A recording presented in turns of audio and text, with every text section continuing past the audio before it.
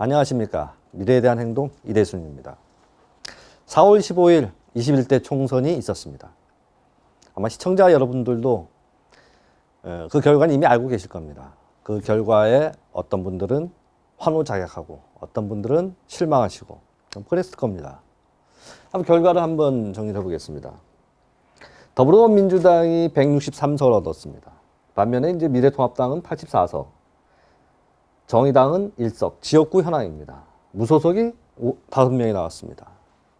이 무소속 5명을 분석해 보면 4명은 미통당에서 공천받지 못한 사람이었던 것 같고, 1명은 전라도에서 유일하게 당선된 그 이용호 후보였던 것 같습니다. 이용호 후보는 공개석상에서 민주당에 입당하겠다고 공언한 사람이죠.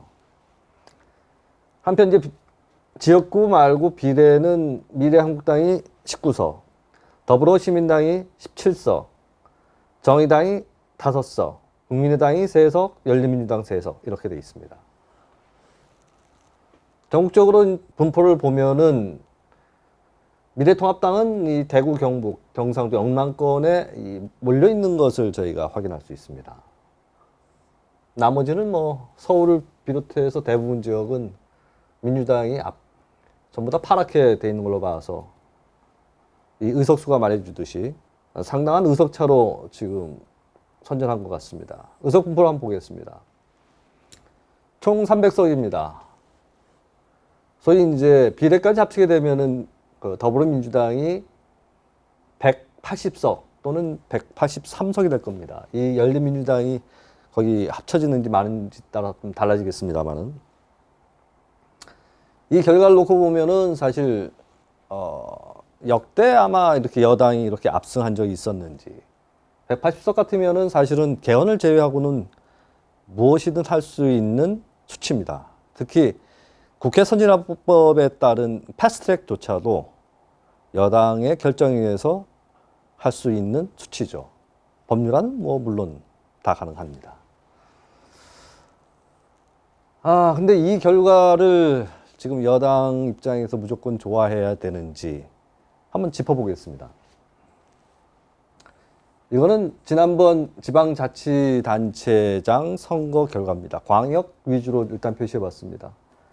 지금 경상북도를 제외한 나머지 지역 전부 다 민주당 지역입니다. 그리고 기초자치단체 지금 장의 정당별 분포도입니다. 역시 경상도 지역을 제외하고 나머지는 거의 다 민주당 지역이죠. 한마디로 입법부는 민주당이 국회뿐만 아니라 지방의회, 지방자치단체를 거의 석권을 했다 표현할 수 있을 정도입니다. 사법부를 보도록 하겠습니다. 물론 이제 문재인 대통령 재임 시절에 임명됐다고 해서 그 사람이 이제 문재인 편향이라고 말하기는 좀 어려울 겁니다. 하지만은 많은 국민들이 그런 우려를 갖고 있는 것 또한 사실입니다. 대법관이라는 지위 자체는 사실은 정치적인 자리가 아니죠. 그래서 사실은 누가 임명한 것과 무관하게 법에 따라서 공정한 판결을 해야 되는 자리이긴 합니다. 일단 지금 이 표를 보시게 되면은 10명, 대법원장 포함해서 총 10명의 지금 대법관이 있습니다. 그 10명 모두가 사실은 문재인 정권 들어서서 임명된 대법관들입니다. 물론 그 법원 추천 몫이 있고 그리고 행정부 추천 몫이 있고 국회 추천 몫이 이 안에 있는 걸로 압니다. 그래서 좀 이 의미 자체가 문재인 정권 들어서 임명됐다는 의미 자체가 문재인 정권에 대한 편향성을 바로 의미하지는 않습니다만은 헌법재판소를 한번 보겠습니다. 헌법재판관이 총 9명입니다. 헌법재판소장을 포함해서 총 9명인데 이 역시 대부분 지금 이선의 재판관만이 문재인 대통령 재임 이전에 임명된 재판관입니다. 2017년 3월에 임명됐죠. 저도 개인적으로 이선의 재판관은 좀 알고 있습니다. 알고 있는데 성향 자체는 중도적이라고 볼 수가 있는 재판관으로 저는 알고 있습니다. 여기도 마찬가지로 이제 뭐 국회목, 행정부, 법원 이런 식으로 해서 지명자가 다 별도로 있긴 있습니다. 따라서 이종석 재판관 같은 경우에는 자유한국당에서 추천해서 재판관이 된 분이라서 이분을 뭐 친문재인 성향이다 이렇게 말하기는 쉽지는 않을 겁니다. 하지만 문재인 재임 기간 중에 임명된 재판관들은 맞습니다. 사실 이 부분이 저희 기우였으면 합니다만 제가 이것을 보여드린 이유는 지금 특히 이제 국회가 워낙 지금 민주당이 거의 범여권을 하게 되면 180석이 넘습니다. 압도적인 의석수를 가지고 있죠. 지방의회 역시 거의 다 장악하고 있습니다. 경산 남북도 일부를 제외한 나머지 지역은 거의 민주당 지역으로 볼 수가 있습니다. 한 나라의 국가 권력을 얘기할 때 그 징표는 대통령을 어느 당에서 차지했는지, 국회 의석수가 여당이 얼마나 되는지, 지방자치단체에 대한 장악력이 어느 정도 되는지, 이 정도를 가지고 사실 집권 세력의 집권 능력의 집권 권력의 크기를 얘기합니다. 하지만 이번 총선 결과 그 전에 있어 보지 않았던 최초의 상황이 사실은 펼쳐졌습니다. 압도적인 여당의 또 대통령 권력의 우세. 어떻게 보면은 지금 현재 국회 분포만 놓고 보면은 더불어민주당 자체가 법률안 제안부터 시작해서 그것을 야당에 반대하는 경우에 국회 선진화법을 패스트트랙을 이용해서 이 180석이라는 의석을 놓고 보면은 더불어민주당이 법률안 제정에 대해서 사실상 모든 권한을 갖고 있습니다. 반면에 야당에서는 특히 미래통합당 입장에서는 이 지금 84석과 19석을 더한 103석, 이 103석을 가지고 할 수 있는 일은 사실 없다고 해도 과언이 아닙니다. 이런 편향된 권력 구조가, 기울어진 권력 구조가 앞으로 한국 정치를 어떻게 작동시킬지 사실은 이 부분에 대해서 민주당 지지자들조차도 이 결과를 놓고서 좋다고 말할 수 있을까요? 이것이 정치적 격언인지 예언인지 모르겠습니다만은 모두가 아는 한 구절이 있습니다. 절대 권력은 절대 부패한다. 너무 유명한 격언이죠. 최근에 선거 끝나고 나서 소위 이제 여권 인사들의 돌출 발언이 이어지고 있습니다. 한번 짚어보겠습니다. 안녕하십니까. 미래대한행동 운영위원 김봉수입니다. 저희 미래대한행동은 혼탁한 시기에 대안을 찾기 위해서 노력하고 있는 단체입니다. 저희 단체가 많은 활동을 할 수 있도록 적극적으로 후원해 주시면 정말 감사하겠습니다. 여러분들의 후원을 기다리겠습니다. 그리고 저희도 더욱 열심히 노력해서 어려운 시대에 대안을 찾을 수 있도록 하겠습니다. 감사합니다. 최강욱 당선자, 이분은 열린민주당 소속입니다. 따라서 민주당 소속이 아니란 얘기죠. 그것을 이유로 해서 최강욱이 하는 얘기는 우리하고 아무 상관없다. 이렇게 얘기하기도 좀 어려울 겁니다. 얼마 전까지 공직기강 비서관이었던 사람이죠. 청와대 핵심 인물이었습니다. 지금 최강욱은 당선되자마자 하는 얘기가 세상 바뀐 거 느끼게 갚아준다. 뭐 이런 얘기를 지금 했습니다. 최강욱 당선인은 페이스북에 한 줌도 안 되는 부패한 무리 더러운 공작이 계속될 것이라며 세상이 바뀌었다는 것을 확실히 느끼도록 갚아주겠다. 이렇게 글을 썼습니다.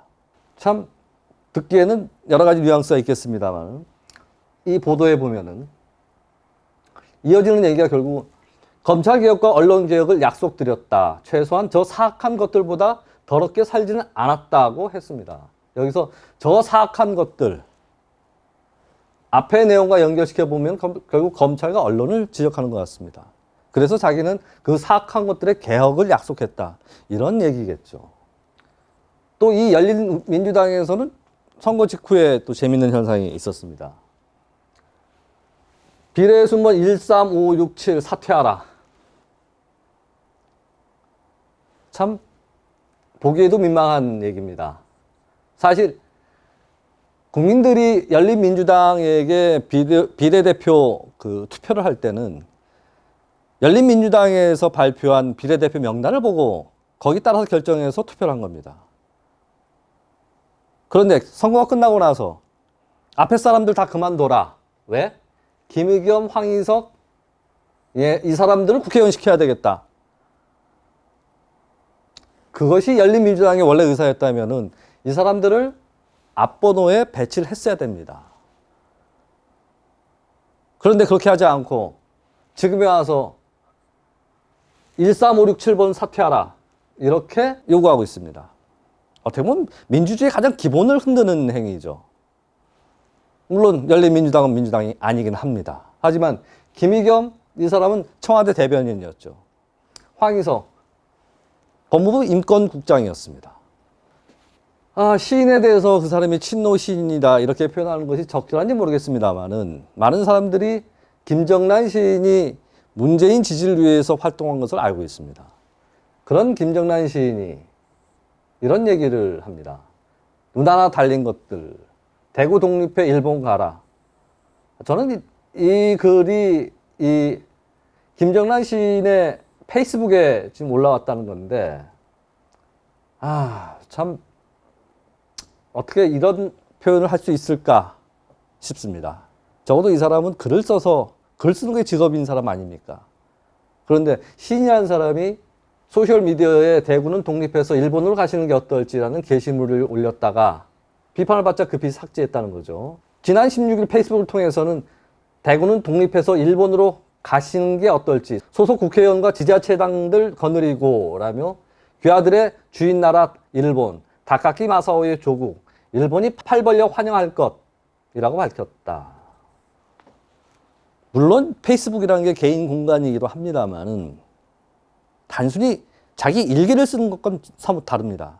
자기 지인뿐만 아니라 주변 사람들에게 자기의 생각을 보여주기 위한 통로이기도 합니다. 사실 공적인 매체이기도 하다는 거죠. 사람에 따라서는. 그런데 여기다 이런 얘기를 썼다. 참 뭐라고 표현할 말이 없습니다. 그러고 나니까는 일제히 여권의 주요 인사들, 유시민 노무현 재단 이사장, 윤석열 총장은 사실상 식물총장 상태다. 글쎄요. 본인의 희망사항일 가능성이 매우 높습니다. 총선 직후에 지금 라임 사태와 관련된 청와대 행정관을 구속했죠? 식물총장인 것 같지는 않습니다. 황운하 민주당 당선자 4월 15일 날 검찰이 출마를 집요하게 방해했다. 국회에서 검찰개혁 완수할 것. 이 사람은 지금 사실 현직 경찰 신분을 유지하고 국회의원에 당선된 사람입니다. 또 울산 하명수와 관련해서 수사를 받고 있는 사람이죠. 우이종 더불어시민당 공동대표. 촛불 시민이 이제 당신 윤 총장의 거취를 묻고 있다. 무소불위 권력을 지닌 당신 이제 어찌할 것인가. 이런 얘기를 하고 있습니다. 김용민 소위 조국 수호대 개국본이라고 하죠. 개싸움 국민법문가요? 거기 활동하던 변호사인데 이 사람은 윤석열 총장이 권한을 남용해서 측근에 대한 감찰을 맡고 있다. 이렇게 얘기하고 있습니다. 김남국 역시 개국본에서 활동하던 변호사죠. 조국 백서는 조국 전 장관에 대한 게 아니라 검찰개혁 백서라고 얘기합니다. 일제히 검찰을 두들기고 있죠. 이 기사 타이틀 역시 친문검사들 사건 조작, 일제히 윤석열 흔들기. 여 지도부는 방관하고 있다는 게 이 기사 타이틀입니다. 이들은 왜 윤석열 총장을 일제히 공격하고 있을까요? 또 많은 매체들에서 총선 이후에 윤석열 총장의 거취를 걱정할 정도로 이들은 윤석열 총장을 공격하고 있을까요? 여러분, 진중권 교수에 대해서 제가 따로 설명하지 않다고 잘 아실 겁니다. 이분이 최강욱이라든지 이런 사람들 페이스북 글에 대해서 이런 반박을 했습니다. 유재수의 비리, 그 비리의 감찰 무마, 울산시장 선거 개입, 사문서 위조, 사모펀드, VIK와 신라젠의 라임펀드 등등등. 부패한 무리들께서 세상 바뀌었다는 것을 본격적으로 보여주겠다고 한다. 이어서 개봉박두, 앞으로 얼마나 더 많은 사건을 일으킬지 기대된다. 우리 우기 하고 싶은 대로 다 해. 라고 덧붙였습니다. 제가 이 몇 가지 기사를 소개해드린 이유를 뭐 시청자 여러분도 짐작하실 겁니다. 총선 끝나자마자 어떻게 보면은 이 윤석열 총장도 사실은 문재인 대통령이 지명한 사람입니다. 그 윤 총장이 울산 함영 사건이라든지 라임 사태라든지 뭐 여러 가지 정권 실세와 관련된 것으로 의심되는 사건들, 신라젠 사건 이런 것들에 대해서 강도 높은 수사를 하니까 일제히 윤 총장을 비난하면서 윤 총장의 사퇴를 요구하고 있습니다. 절대 권력은 절대 부패한다. 다시 한번 되새겨볼 격언입니다.